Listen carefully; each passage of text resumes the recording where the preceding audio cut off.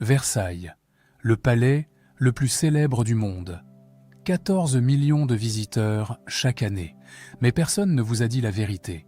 Versailles n'a pas été construit par orgueil, ni par caprice.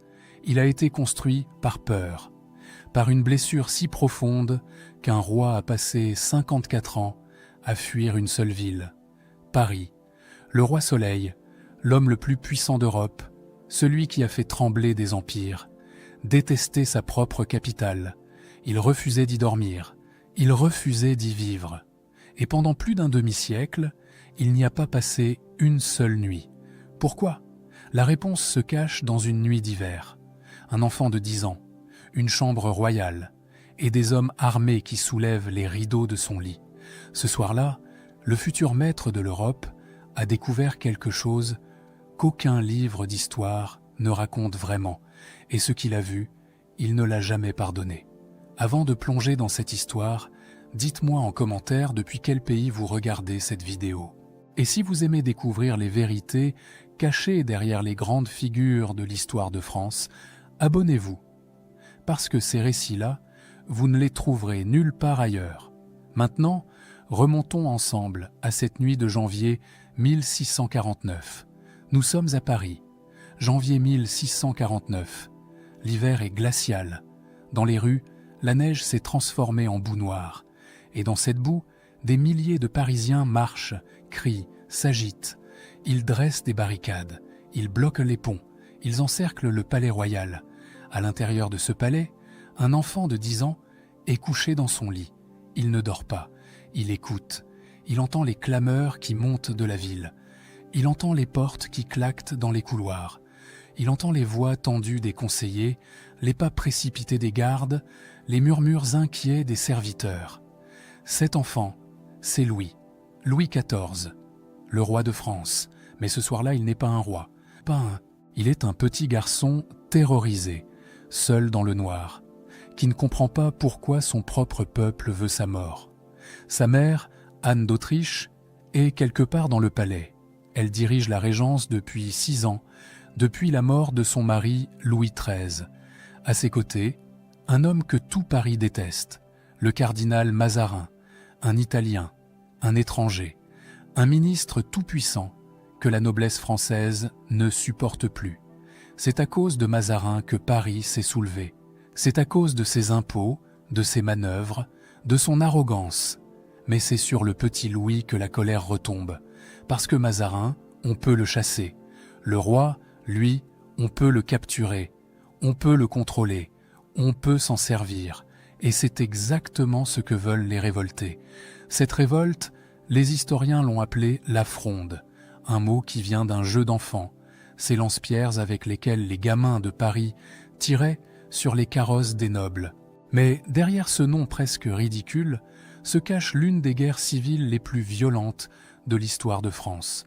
Une guerre qui a duré 5 ans, une guerre qui a opposé le roi à son propre parlement, à ses propres princes, à sa propre capitale. Et cette guerre a commencé par une nuit de terreur. Quelques semaines avant cette nuit de janvier, un événement s'est produit. Un événement que les manuels scolaires ne racontent presque jamais. Un événement si humiliant que Louis XIV en a parlé toute sa vie. Les Parisiens, méfiants, ont exigé de voir leur roi. Ils ont entendu des rumeurs. On dit que la régente prépare la fuite de l'enfant royal. On dit qu'elle veut l'emmener loin de Paris pour mieux écraser la révolte. Alors les émeutiers ont décidé de vérifier par eux-mêmes. Ils ont forcé les portes du palais royal. Ils ont traversé les couloirs, ils ont écarté les gardes, et ils sont entrés dans la chambre du roi. Imaginez la scène.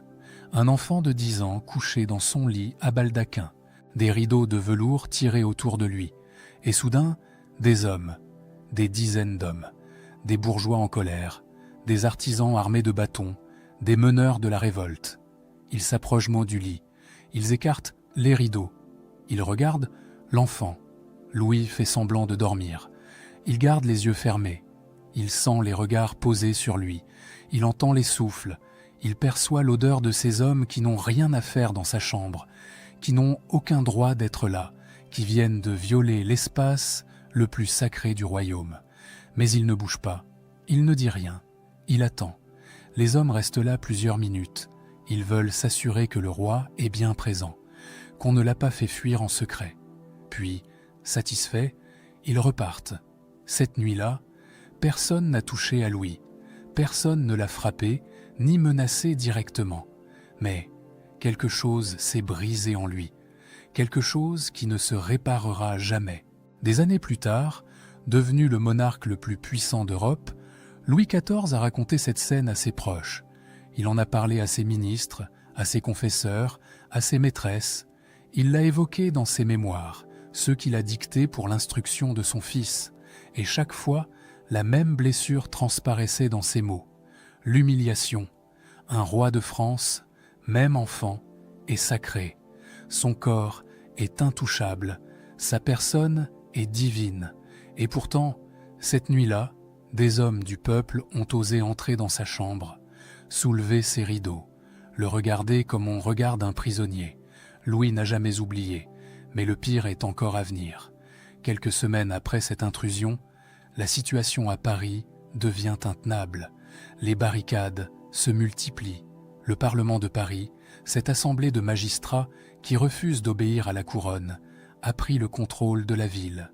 Les princes du sang, ces cousins du roi, qui devraient pouvoir le protéger, commencent à basculer du côté des révoltés. Anne d'Autriche comprend qu'elle n'a plus le choix. Si elle reste au palais royal, son fils sera capturé. Il deviendra un otage, un pantin entre les mains de ceux qui veulent gouverner à sa place.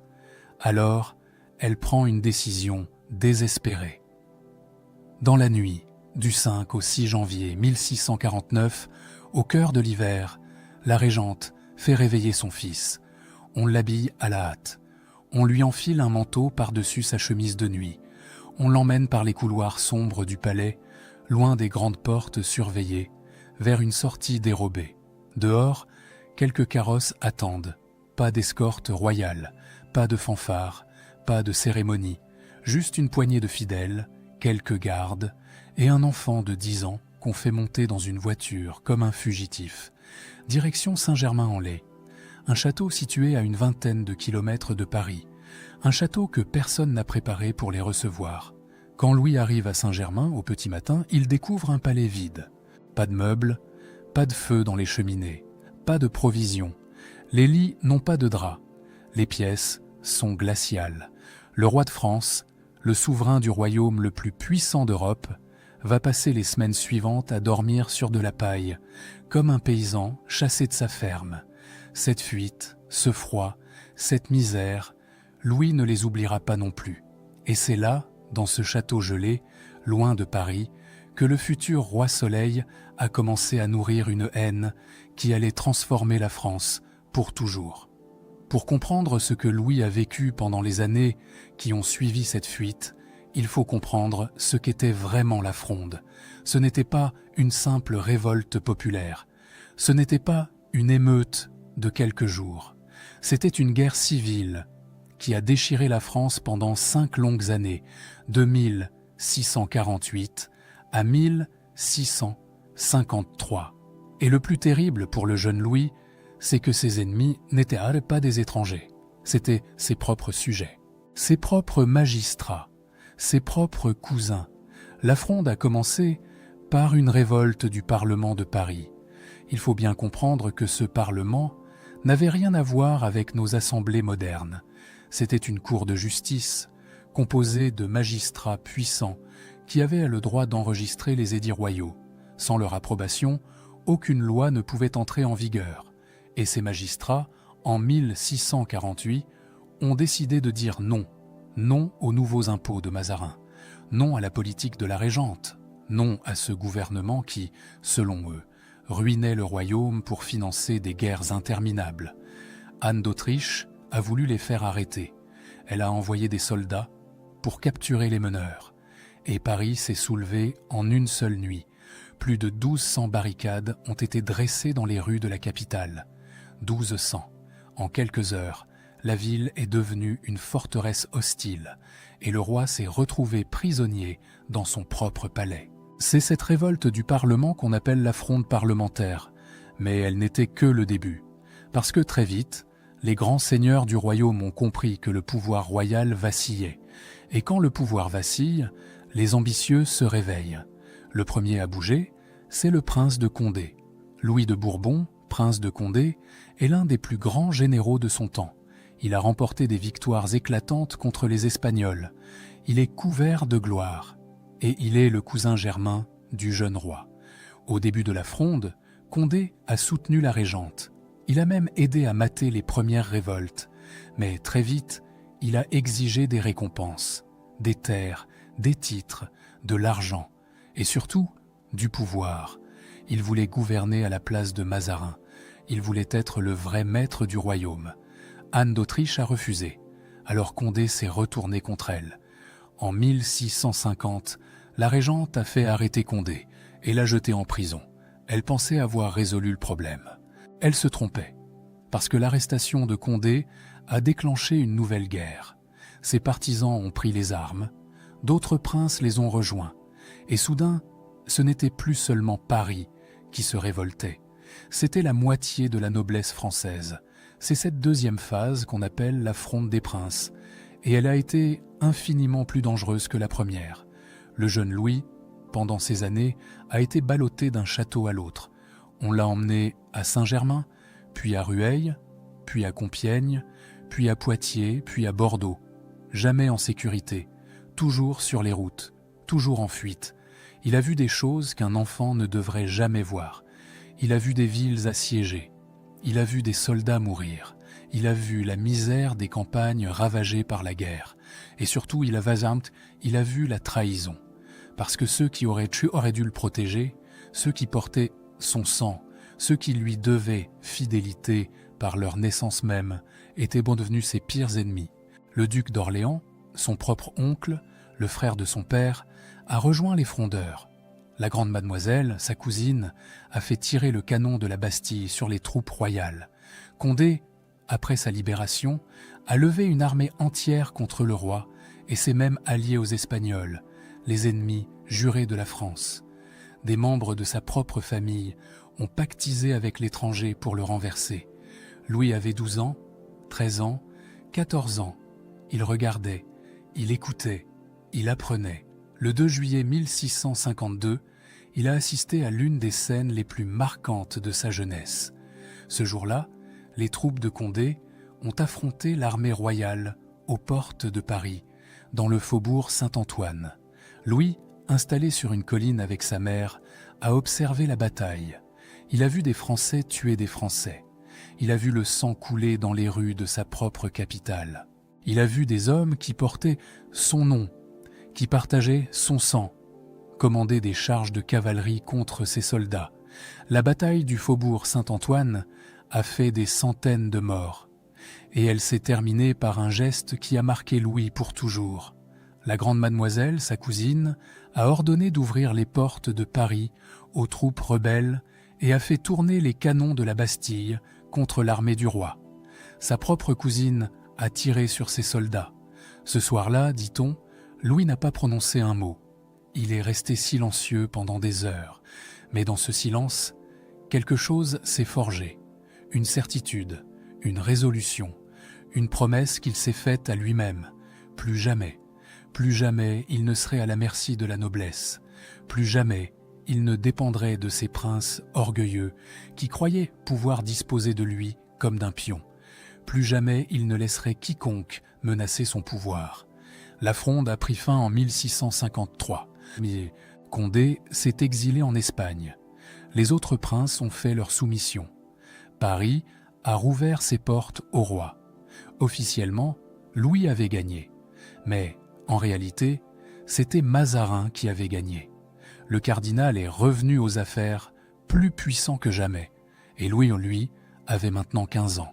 Il était roi de nom, mais pas encore de fait. Il devait attendre. Alors, il a attendu.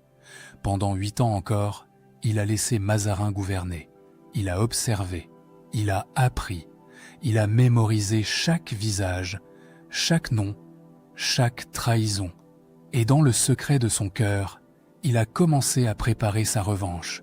Pas une revanche de sang, pas une revanche de guerre, une revanche plus subtile, plus durable, plus absolue.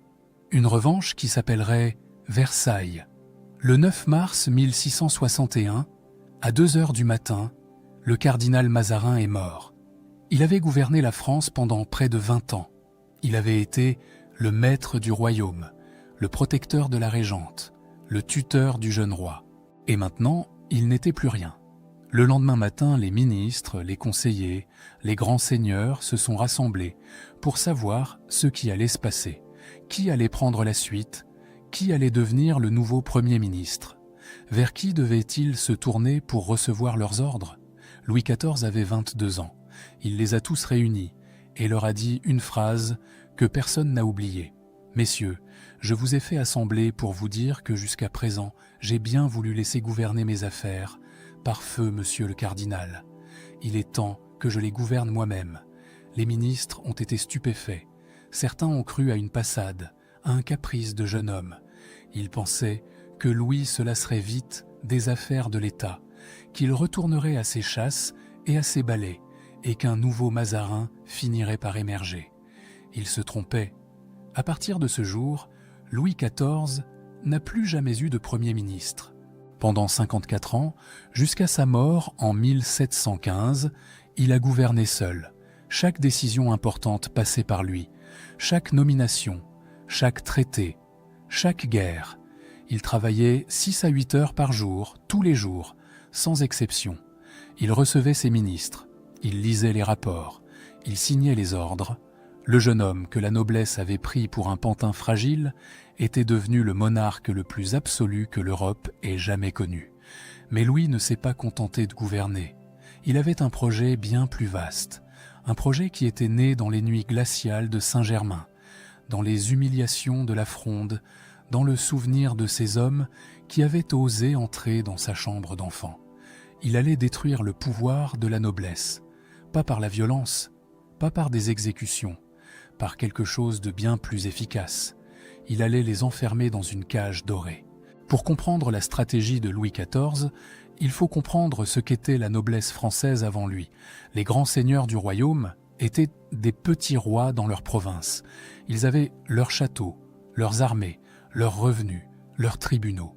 Ils ne venaient à Paris que quand cela les arrangeait. Ils complotaient entre eux. Ils formaient des alliances.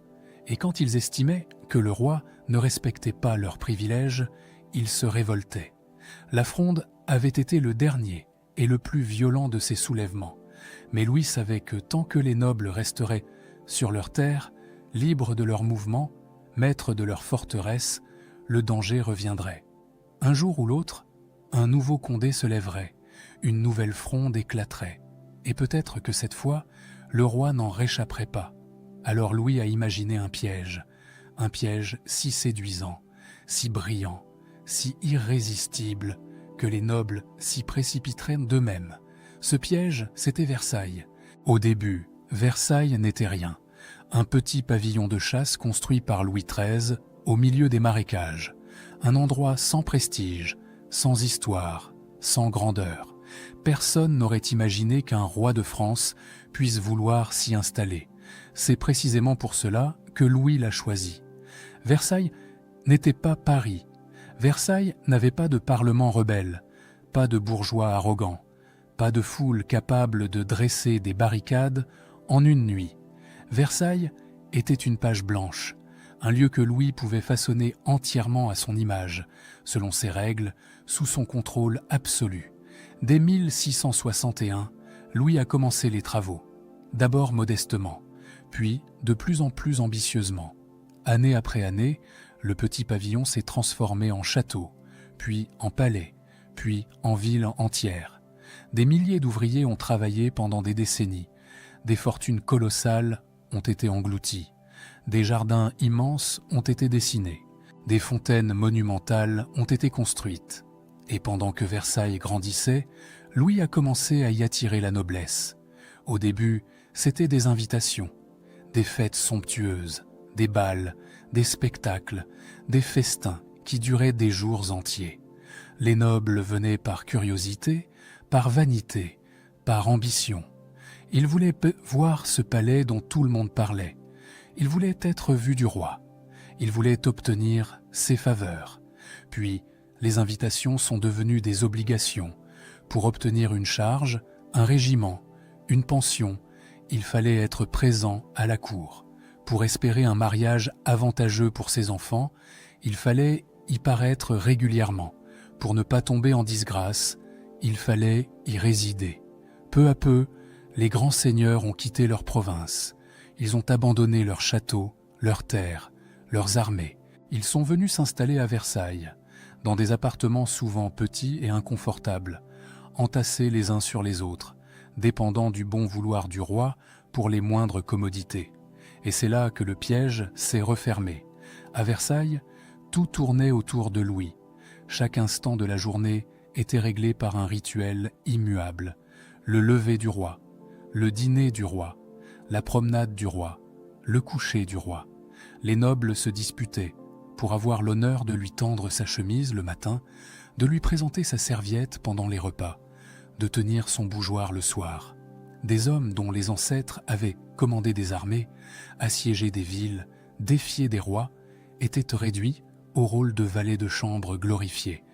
Et ils acceptaient, parce que refuser, c'était disparaître, c'était perdre toute influence, toute position, tout espoir d'avancement. Louis les tenait, il les surveillait, il connaissait leurs dettes, leurs rivalités, leurs faiblesses. Il jouait les uns contre les autres. Il distribuait les faveurs au compte-gouttes, gardant chacun dans l'incertitude, dans l'espérance, dans la soumission. Plus jamais la noblesse française ne s'est soulevée contre le roi. Plus jamais il n'y a eu de fronde. Le piège de Versailles avait fonctionné au-delà de toutes les espérances.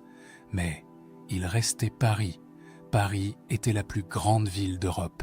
500 000 habitants, des palais magnifiques, des églises somptueuses, le Louvre, résidence des rois de France depuis des siècles, Notre-Dame, où les souverains étaient sacrés, la Sainte-Chapelle, joyau de la chrétienté.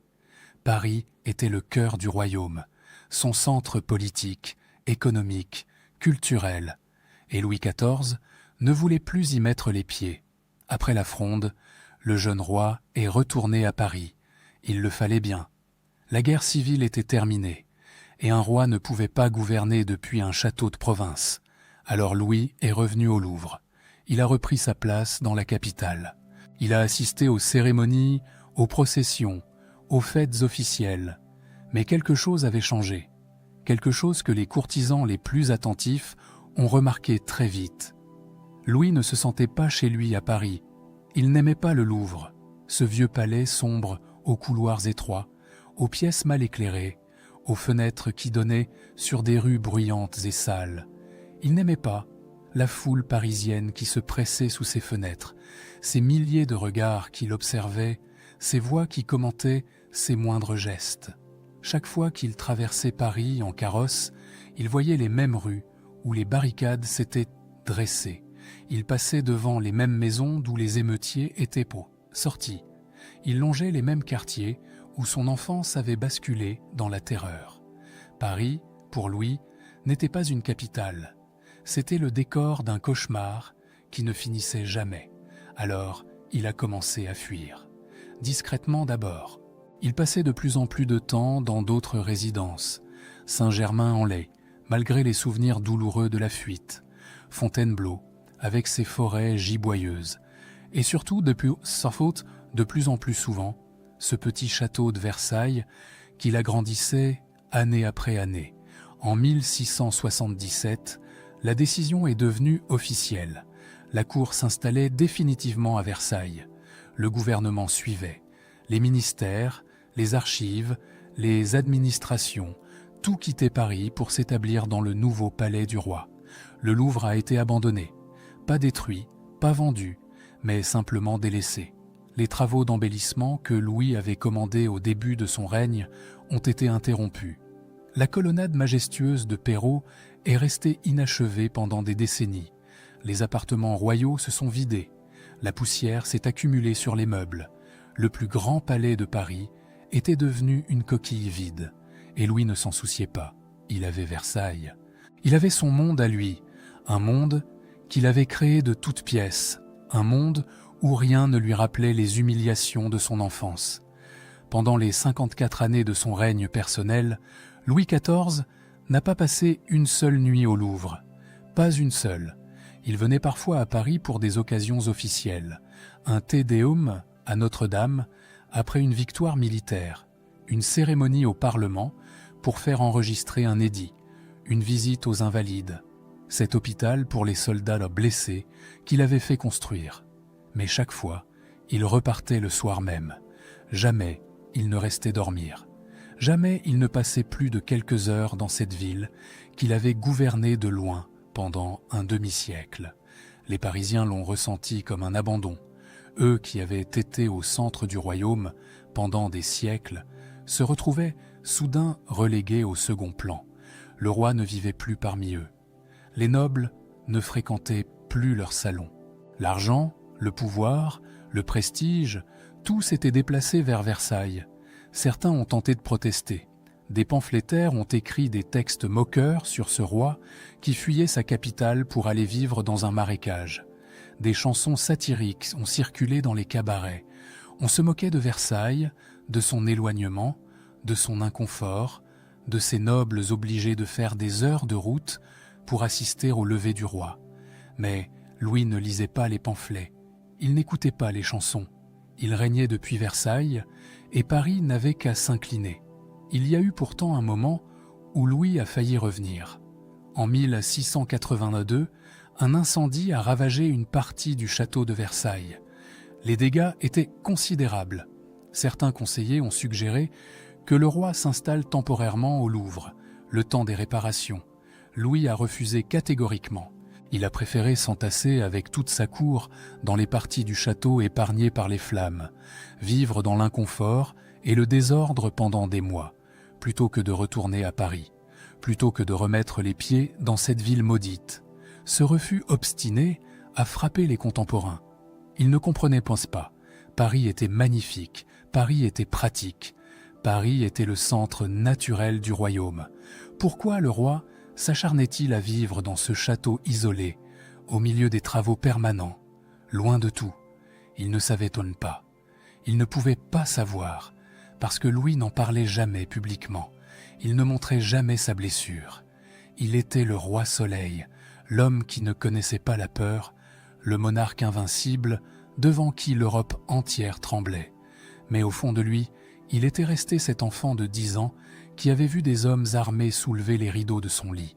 Il était resté ce petit garçon qu'on avait fait fuir en pleine nuit, en chemise, dans le froid de janvier. Il était resté ce roi humilié que son propre peuple avait osé traiter comme un prisonnier. Et chaque pierre de Versailles, chaque miroir de la grande galerie, chaque jet d'eau des fontaines était une réponse silencieuse à cette humiliation, une façon de dire au monde, et peut-être à lui-même, qu'il avait vaincu, qu'il avait triomphé, qu'il n'avait plus besoin de Paris, qu'il n'aurait plus jamais besoin de personne. Mais les années ont passé, Louis a vieilli, et à la fin de sa vie, le roi Soleil a dû faire face à une vérité qu'il avait passé des décennies à fuir, la vérité de ce que sa peur lui avait coûté. Le 1er septembre 1715, à 8h15 du matin, Louis XIV est mort dans sa chambre de Versailles. Il avait 76 ans. Il avait régné pendant 72 ans, dont 54 années de pouvoir personnel. Aucun roi d'Europe n'avait jamais régné aussi longtemps. Aucun monarque n'avait jamais exercé une autorité aussi absolue. Mais les dernières années du roi Soleil n'ont pas été glorieuses. Elles ont été marquées par les défaites, les deuils et les doutes. La guerre de succession d'Espagne, qui a duré 13 ans, a épuisé le royaume. Les armées françaises, autrefois invincibles, ont subi des revers humiliants. Les coffres de l'État se sont vidés. Les impôts ont écrasé le peuple. Dans les campagnes, les paysans mouraient de faim, pendant que Versailles continuait de briller. Et puis il y a eu les morts. En 1711, le grand dauphin, le fils unique de Louis, est emporté par la variole. L'année suivante, c'est le duc de Bourgogne, le petit-fils du roi, qui meurt à son tour avec son épouse et son fils aîné. En quelques mois, Louis a perdu 3 générations d'héritiers. La lignée qu'il avait passé sa vie à protéger, à glorifier, à perpétuer, s'est effondrée comme un château de cartes. À la fin, il ne restait qu'un arrière-petit-fils, un enfant de 5 ans, fragile et maladif, qui allait devenir Louis XV, le même âge presque que Louis lui-même quand son père était mort et que les troubles avaient commencé. L'histoire se répétait, et Louis le savait. Dans les derniers jours de sa vie, le vieux roi a fait venir cet enfant auprès de son lit. Les témoins ont rapporté la scène. Louis, le visage ravagé par la gangrène qui rongeait sa jambe, a regardé ce petit garçon qui portait tout l'avenir de la dynastie sur ses frêles épaules, et il lui a parlé. « Mon enfant, lui a-t-il dit, vous allez être un grand roi. Ne m'imitez pas dans le goût que j'ai eu pour les bâtiments, ni dans celui que j'ai eu pour la guerre. Tâchez au contraire d'avoir la paix avec vos voisins. Rendez à Dieu ce que vous lui devez. Soulagez vos peuples le plus tôt que vous le pourrez, et faites ce que j'ai eu le malheur de ne pouvoir faire moi-même. » Ces mots sont extraordinaires. Après 72 ans de règne, après avoir construit le plus grand palais d'Europe, après avoir mené des dizaines de guerres, après avoir fait de la France la première puissance du continent, Louis XIV regrettait. Il reconnaissait ses erreurs, il avouait son malheur. Mais il n'a pas dit une chose. Il n'a pas dit à son arrière-petit-fils de retourner à Paris. Il n'a pas conseillé au futur roi de quitter Versailles pour se rapprocher de son peuple. Même sur son lit de mort, même dans ses derniers moments de lucidité, Louis ne pouvait pas prononcer ces mots. Paris était resté sa blessure secrète. La blessure qu'il n'avait jamais montrée à personne, la blessure qu'il emportait avec lui dans la tombe. Et Versailles est resté. Le palais a survécu à son créateur. Louis XV y a vécu. Louis XVI y a vécu, jusqu'à ce jour d'octobre 1789, où une foule de Parisiens est venue le chercher pour le ramener de force dans la capitale. L'histoire, encore une fois, se répétait. Les descendants de Louis XIV ont fini par subir exactement ce que le roi Soleil avait passé sa vie à éviter. Mais cela, c'est une autre histoire. Ce qui nous reste aujourd'hui, c'est ce palais immense au milieu des jardins, ces galeries infinies, ces miroirs qui reflètent la lumière du soleil, ces fontaines qui jaillissent vers le ciel. 14 millions de visiteurs viennent chaque année admirer ce chef-d'œuvre. Ils photographient la galerie des glaces. Ils se promènent dans les jardins de Le Nôtre. Ils s'émerveillent devant tant de beauté, tant de grandeur, tant de magnificence. Mais combien d'entre eux connaissent la véritable histoire de ce lieu? Combien savent que derrière ces ors et ces marbres se cache la peur d'un enfant? Combien comprennent que Versailles n'est pas un monument à la gloire d'un roi, mais le refuge d'un homme qui n'a jamais guéri de son passé? Louis XIV a régné sur l'Europe. Il a dicté sa loi aux nations. Il a fait trembler les empereurs et les papes. Mais il n'a jamais vaincu les fantômes de janvier 1649. Il n'a jamais oublié ces hommes qui avaient soulevé les rideaux de son lit. Il n'a jamais pardonné à Paris de l'avoir trahi. Et c'est peut-être la leçon la plus profonde de cette histoire.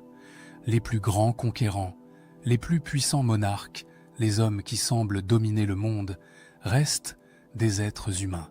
Ils portent en eux des blessures invisibles, des peurs inavouées, des traumatismes d'enfance qui façonnent leurs décisions bien plus que la raison ou la stratégie. Louis XIV a construit Versailles parce qu'un soir de janvier, quand il avait 10 ans, des inconnus sont entrés dans sa chambre et l'ont regardé dormir. Toute la magnificence du grand siècle, toute la splendeur du règne le plus long de l'histoire de France trouve son origine dans cette nuit de terreur. Nous connaissons tous des hommes et des femmes dont les choix les plus importants, les plus brillants ou les plus destructeurs sont nés d'une blessure ancienne jamais cicatrisée. Des gens qui passent leur vie à prouver quelque chose, à compenser quelque chose, à fuir quelque chose qu'ils ne peuvent pas nommer. Louis XIV est peut-être l'exemple le plus spectaculaire de ce phénomène. Le roi Soleil, l'homme qui a illuminé l'Europe, n'a jamais réussi à éclairer la nuit de son enfance. Cette nuit est restée dans l'ombre. Et c'est pour cela, peut-être, que Versailles brille encore. Quand vous visiterez ce palais, la prochaine fois, souvenez-vous de cette histoire. Souvenez-vous du petit garçon en chemise de nuit, terrorisé dans son lit, qui écoutait Paris gronder sous ses fenêtres. Souvenez-vous de cette fuite dans le froid de janvier, de ce château glacial sans meubles ni feu, de cette humiliation qui n'a jamais été effacée. Et peut-être alors verrez-vous Versailles différemment, non plus comme un symbole de puissance et de gloire, mais comme le monument le plus extraordinaire jamais construit par un homme pour oublier sa peur.